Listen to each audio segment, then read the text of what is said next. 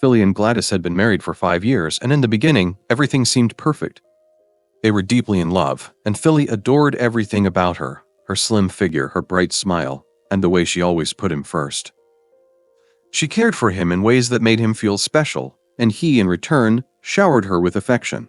They built a life together filled with love and laughter, sharing dreams of a happy future. For the first few years, their marriage was everything Gladys had hoped for. Philly would compliment her often, telling her how beautiful she looked and how lucky he was to have her. He loved the way she carried herself with confidence, and he never made her feel like she needed to change. To Gladys, their love felt unshakable, like nothing could come between them.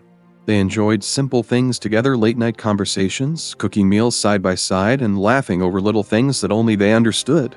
Whenever they went out, Philly would proudly introduce her to friends and colleagues, holding her hand tightly as if to show the world that she belonged to him. And in those moments, Gladys felt truly cherished. But as time went on, something in Philly began to shift. The sweet words that once made her heart race started to fade. The little compliments that used to brighten her day became less frequent. At first, Gladys thought he was just stressed or tired from work, but soon, she noticed a deeper change in his attitude. He no longer looked at her the same way. Instead of admiration, his eyes carried something else, something distant, almost indifferent. When she asked if everything was okay, he would brush it off, saying he was just busy. But deep down, Gladys could feel it, something was different. She tried harder, hoping to bring back the spark they once had. She put extra effort into their home, making his favorite meals, dressing up nicely when they went out, and always being there when he needed her. But no matter what she did, Philly remained distant. It was as if the love that once made their marriage strong was slowly slipping away, and Gladys didn't know how to stop it. What hurt the most wasn't just the fading affection, but the fact that she didn't understand why. What had changed? Why did the man who once adored her now seem so unimpressed by the very things he used to love? The uncertainty weighed on her, leaving her feeling anxious and unsure of where she stood in her own marriage. She never imagined that the love they built together, the love that once felt so certain, would one day feel like it was disappearing right in front of her eyes. One evening, as Philly and Gladys sat down for dinner, Philly suddenly put down his fork and stared at her with a look of dissatisfaction. "You're too skinny, Gladys," he said flatly. Gladys blinked, taken aback. "What do you mean? You've always liked me like this." Philly shook his head. "I want you to look more like a real woman with curves. This slim look isn't attractive anymore." The words hit Gladys harder than she expected. For years, she had believed that Philly loved her just as she was. He used to compliment her figure, telling her she was perfect. But now, the same man who once admired her was telling her she wasn't enough. "But you married me like this," she said, her voice softer now, as if she were trying to convince herself more than him. "What's changed?" Philly barely looked at her. "I just think you'd look better if you gained some weight. You don't need to be this thin anymore. It's not appealing to me." Gladys felt her heart sink. She had never doubted herself before, but suddenly, a wave of insecurity crashed over her. Was she really too skinny? Was she not beautiful anymore? That night, as she lay in bed staring at the ceiling, her thoughts wouldn't stop racing. She didn't want to change herself, but at the same time, she wanted to make Philly happy. Maybe if she gained some weight, things would go back to how they used to be. Maybe he would love her again the way he once did.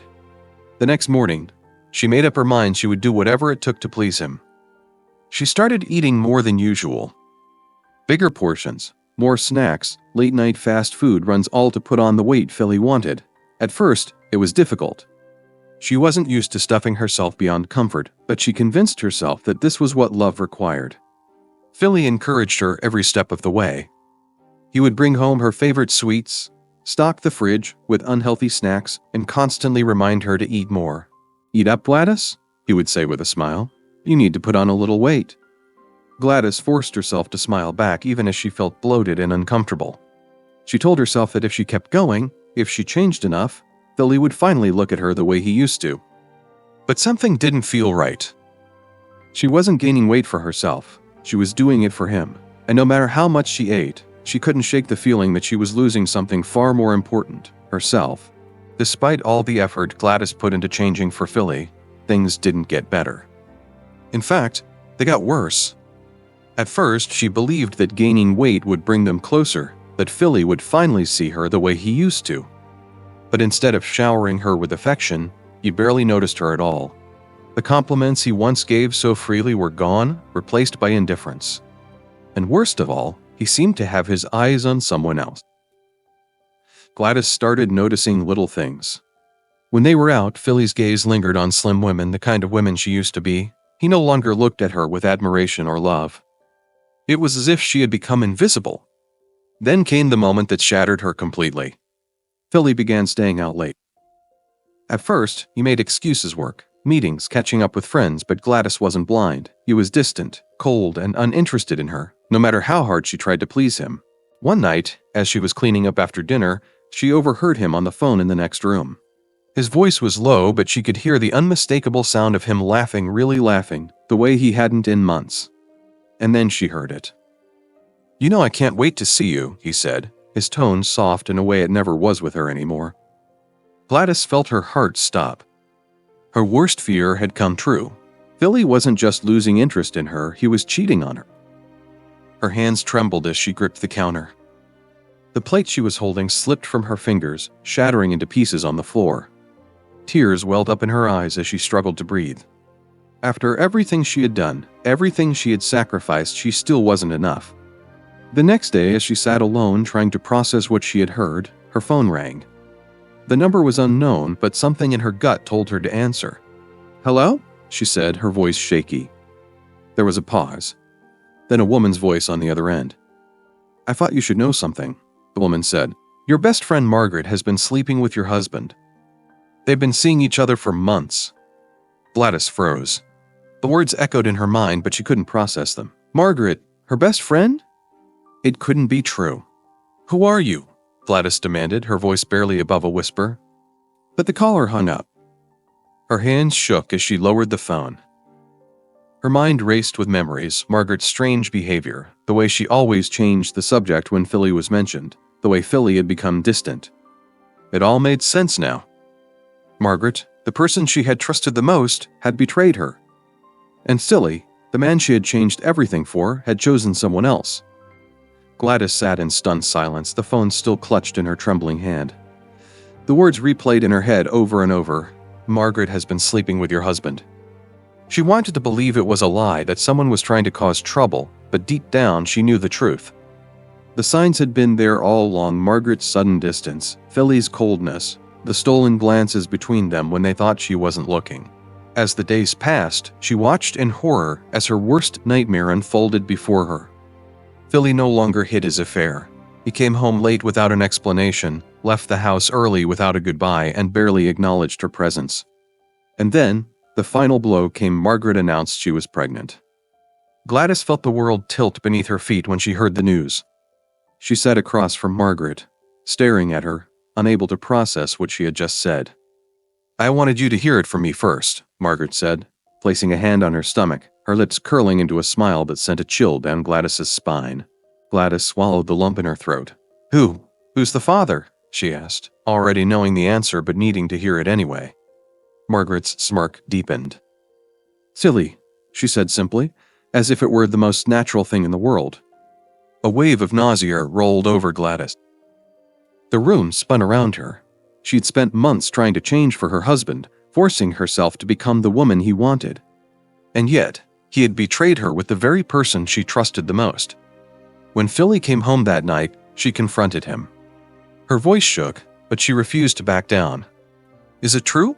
she asked, standing in the doorway as he walked past her, acting as if nothing had happened. He sighed, rubbing his temples as if she were nothing more than an inconvenience. "Yes," he said finally. "Margaret is pregnant, and she'll be moving in." The words knocked the air out of her lungs. "Moving in?" she repeated, barely able to speak. "She's carrying my child, Gladys," Philly said, looking at her with no remorse. "If you can't handle that, you can leave." Gladys stared at him, her vision blurred with unshed tears.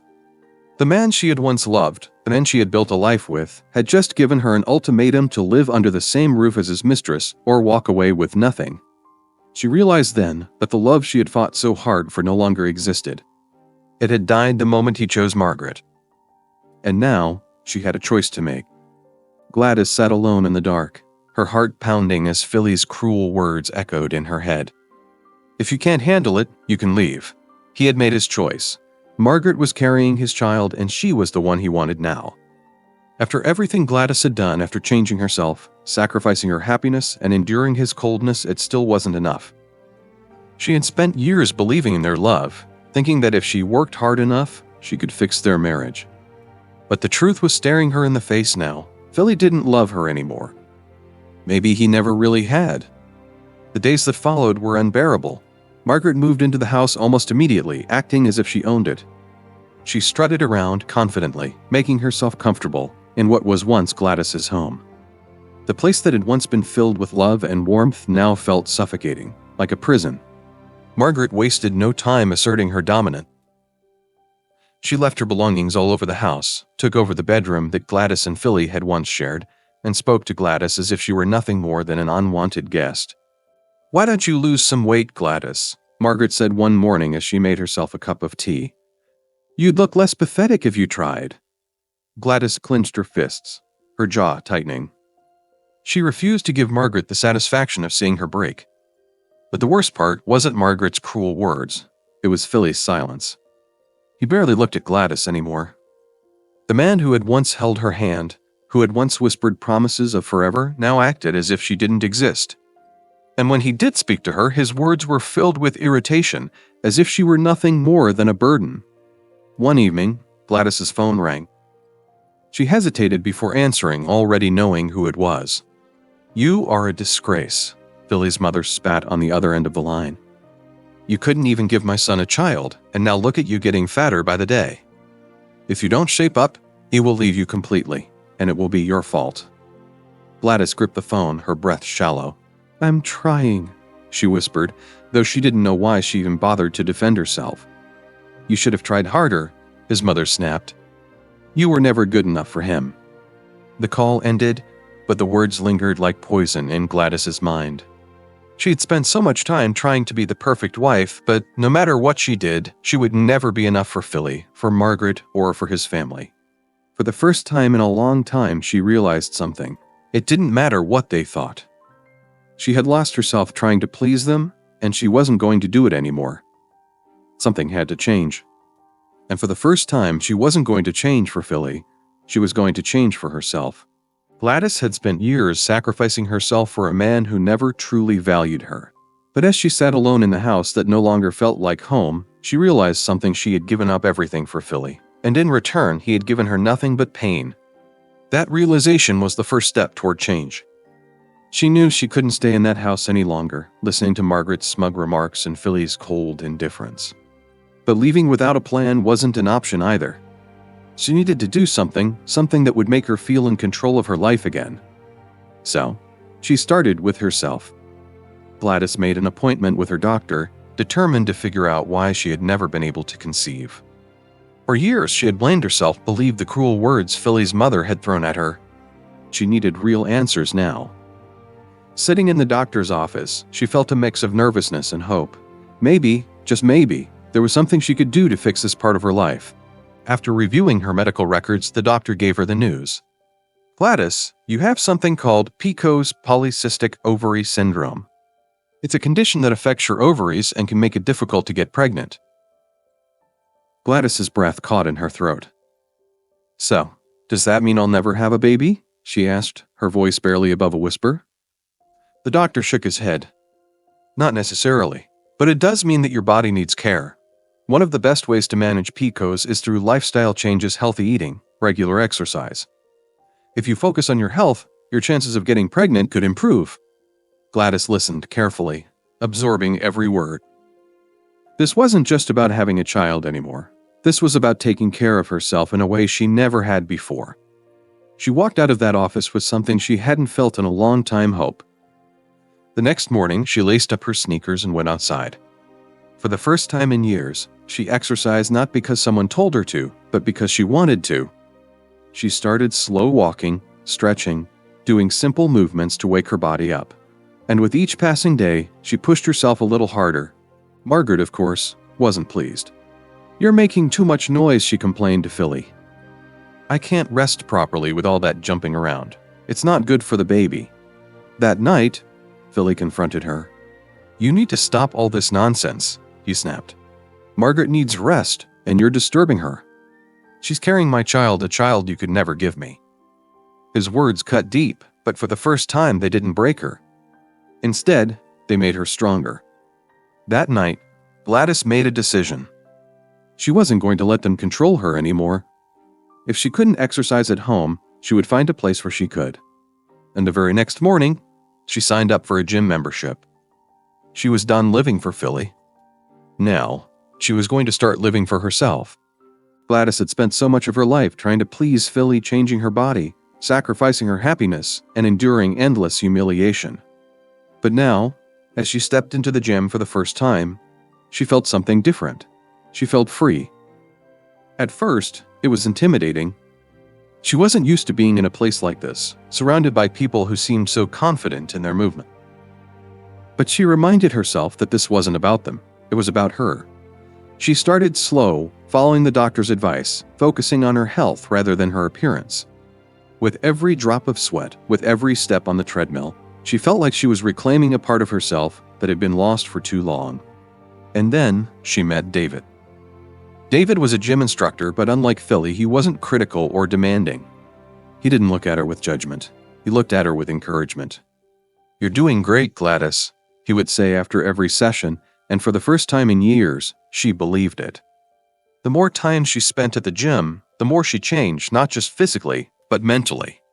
The weight of sadness that had once suffocated her began to lift. She smiled more. She laughed more, and most importantly, she no longer cared about Philly's opinion. Philly, on the other hand, started noticing the change. The woman who had once begged for his attention was now indifferent to him. She no longer reacted to his insults, no longer sought his approval. It unsettled him in a way he couldn't understand. Then, one evening, everything fell apart. His mother, who had always been Margaret's biggest supporter, began asking questions. "Margaret has been pregnant for too long, Philly." "Where is this baby?" she demanded. And then, Philly made the shocking discovery Margaret had never been pregnant at all. It was all a lie, a scheme to steal him away from Gladys. The betrayal crushed him, but by then it was too late. He rushed to Gladys, begging for her forgiveness, pleading with her to take him back. But she was no longer the woman who once lived for his approval. She simply handed him divorce papers, her expression calm and resolute. "Philly," she said softly, "you had your chance. I deserve better." And with that, she walked away toward a future she had built for herself, not for him. Gladys's journey is a reflection of what many people go through, changing themselves to please someone else, only to realize that no matter how much they give, it will never be enough. The truth is, real love doesn't demand you to become someone you're not. The right person will love you for who you are, not for who they want you to be. Philly's biggest mistake wasn't just betraying Gladys, it was taking her for granted, believing she would always be there no matter how he treated her. But people don't stay where they are unloved forever. Her story teaches us an important lesson. Self-worth isn't defined by another person's opinion. Happiness begins the moment you stop seeking approval from those who don't deserve you and start living for yourself. And in the end, Gladys didn't just find love again, she found herself. And that was the greatest victory of all.